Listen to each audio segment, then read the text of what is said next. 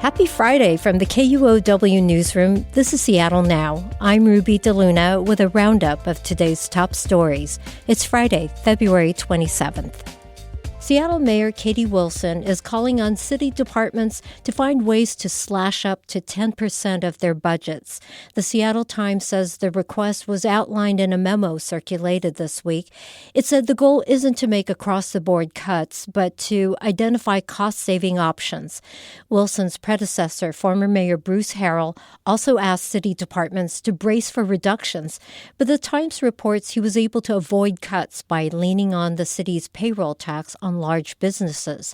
The city is facing a $140 million deficit for next year. Sound Transit CEO Dow Constantine says he's going to meet with the King County Prosecutor's Office to see what can be done to hold copper wire thieves more accountable.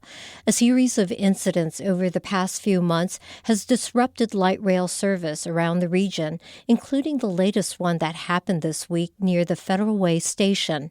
Sound Transit has increased security measures and patrols in vulnerable areas over the past year, and lawmakers in Olympia introduced a bill that would have required scrap yards and scrap buyers to do more to ensure they're not buying stolen copper and other metals. But that measure did not make it out of committee in the current legislative session.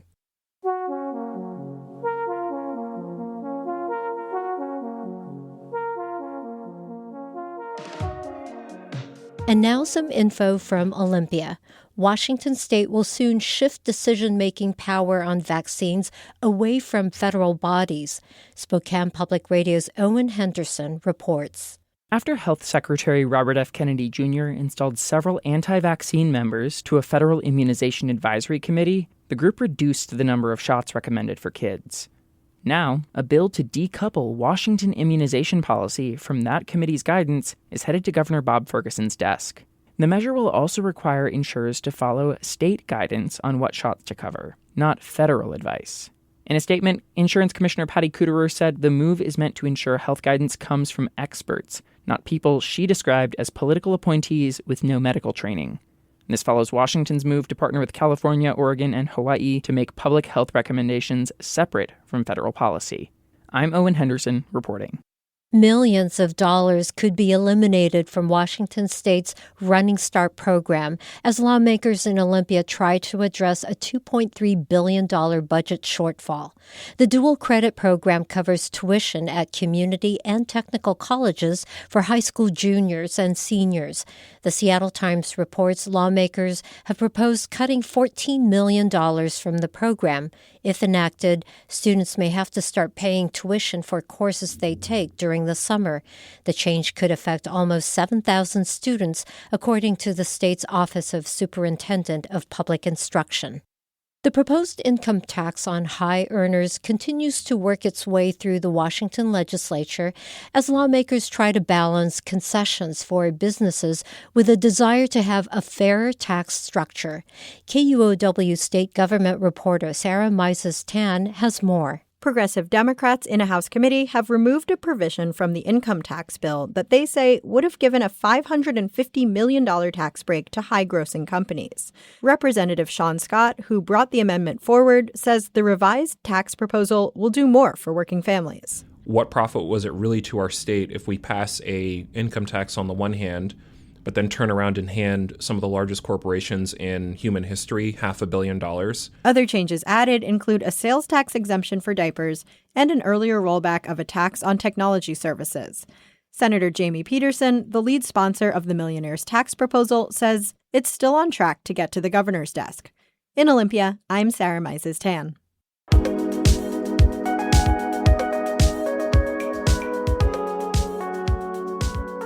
It's been nearly 3 months since devastating flooding tore through western Washington. In Whatcom County, volunteers are stepping up to help people rebuild their damaged homes. But the money from donations is about to run dry. KNKX Murrow News fellow Nate Sanford has more. So inside here, this is our reconstruction trailer. Kyle Christensen is the director of the Whatcom Long-Term Recovery Group. He's outside a church in Sumas, a small town near the Canadian border that was hit hard by the December floods. The church has been a meeting point for families seeking aid and for volunteers working to rebuild people's homes. So you'll see some totes with some power cords. We've got our saws down here, our floor cutting machine. Flooded houses need a lot of work. The volunteers have made progress, but Christensen says several hundred people in the area are still displaced. Even more are still living in their damaged homes, with mold and mildew. So they just don't have any other option. Christensen says the full recovery process could take years. The holdup isn't because of a lack of volunteers, it's money that's the problem. Governor Bob Ferguson asked President Trump in January for more than $20 million in federal aid to repair damaged homes across the state. But he's still waiting for a reply. Our probably biggest concern moving forward is being able to supply the materials for the volunteers. John Perry is the mayor of Everson, a small town about 20 minutes south of Sumas. The mayor has been working out of the police station because City Hall took on 8 inches of water during the flood and is still being repaired. We were running pumps trying to keep the water out, but it didn't work. The money from private donors that the Whatcom Recovery Group largely relies on is set to run out at the end of this month. Till we know what dollars we have coming in from those sources and what type of funding that is, we won't really know how long it's going to take. Perry says some people were still recovering from the prior flooding in 2021 when the most recent floods hit. He says he's trying to rebuild with a focus on prevention. Everson is right next to the Nooksack River, which overflowed in December. It's calm now, but it's a question of when the next flood will come, not if. Nate Sanford, reporting.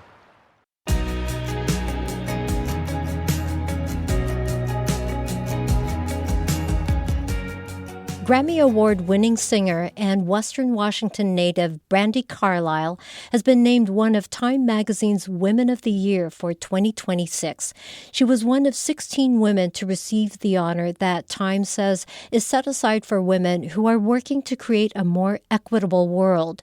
The magazine took note of her politically charged performance on Saturday Night Live last year and how her songs confront sexism. Carlile also recently raised more than $600,000 for a nonprofit legal aid group in Minneapolis during a recent concert in Minnesota to help those she said were traumatized by the increased and twice-deadly ICE operations in the area. She also sang America the Beautiful during this year's Super Bowl. A quick traffic note, expect to see some road closures in downtown Seattle this Sunday. Thousands of runners will be taking to the streets for the annual Hot Chocolate Run. The race will start at Seattle Center at 7 a.m. and end at the center as well.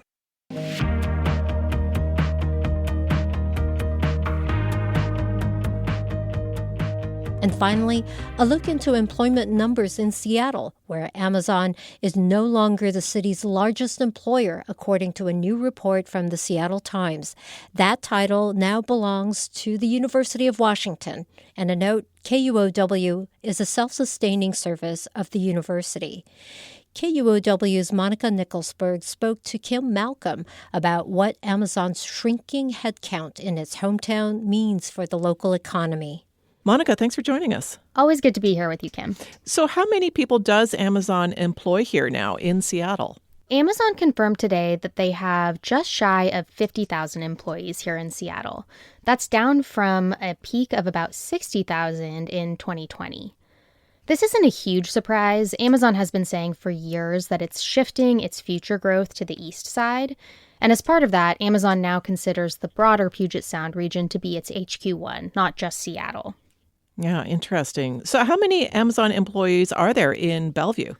About 15,000. So that's still a fraction of Seattle, but it's growing a lot. City of Bellevue reports show that Amazon has more than quadrupled its headcount there in the past 5 years. Well, so what is driving the shift to the east side? A few things. First, politics play a big role. Amazon has been at odds with the Seattle City Council for years over a variety of taxes that target big businesses in the city. And the east side, on the other hand, likes to pitch itself as more business-friendly. The thing you often hear is Bellevue is open for business. And then, of course, there's the layoffs. Amazon has laid off thousands of workers in the past few years in this region, so its overall headcount is shrinking. Amazon's total employment in Washington state actually declined for the first time in company history last year. Yeah, a real turning point. So what would the consequences for this shift in jobs mean for Seattle? Well, it could have a big effect on the tax base. So 5 years ago, Seattle passed a payroll tax called Jumpstart. The goal was to tax the biggest companies in the city to fund affordable housing. Amazon is Jumpstart's biggest taxpayer. And initially, the tax brought in more money than the city expected, so the mayor was able to use that money to plug other budget holes. But now, there are already signs of the revenue from that tax kind of flattening out as companies like Amazon reduce their employee base in the city. Yeah, and I know that Amazon has been letting go of some of its office space in Seattle recently. What kind of impact is that having? Yeah, so Amazon has moved out of more than 1 million square feet of office space in Seattle in the past 5 years. That's based on reporting from the Puget Sound Business Journal. And that's causing cooling in the overall commercial real estate market downtown. Office vacancies are at an all-time high right now. So this feels like this is adding even more to economic uncertainty here in Seattle. Are you seeing any silver lining to Amazon slowing its growth in the city of Seattle? Well, it's possible that Amazon's shrinking headcount could release some of the pressure in the housing market. I mean, theoretically, it would mean fewer people moving to Seattle for those high-paying tech jobs and competing for housing. KUOW's Monica Nicholsberg keeps a close eye on the economy. Monica, thank you so much for your reporting on this today. Thanks for having me. Next week on Seattle Now, rumors about a popular teacher abusing boys rocked Garfield High School in 1999. 25 years later, KUOW's Isolda Raftery re-reports the story that she lived herself. I really felt like I had done what was the right thing and what you're supposed to do as a child. You hear about abuse, you tell other grown-ups, end of story. And instead it felt like the world turned on me. It felt like my own city turned on me. We'll hear about the new narrative podcast, Adults in the Room, Monday morning. That's all for today from the KUOW Newsroom in Seattle. Our producer is Vaughn Jones. The interview in today's episode was produced by John O'Brien. I'm Ruby DeLuna. Seattle Now and KUOW are members of the NPR network. Have a great weekend.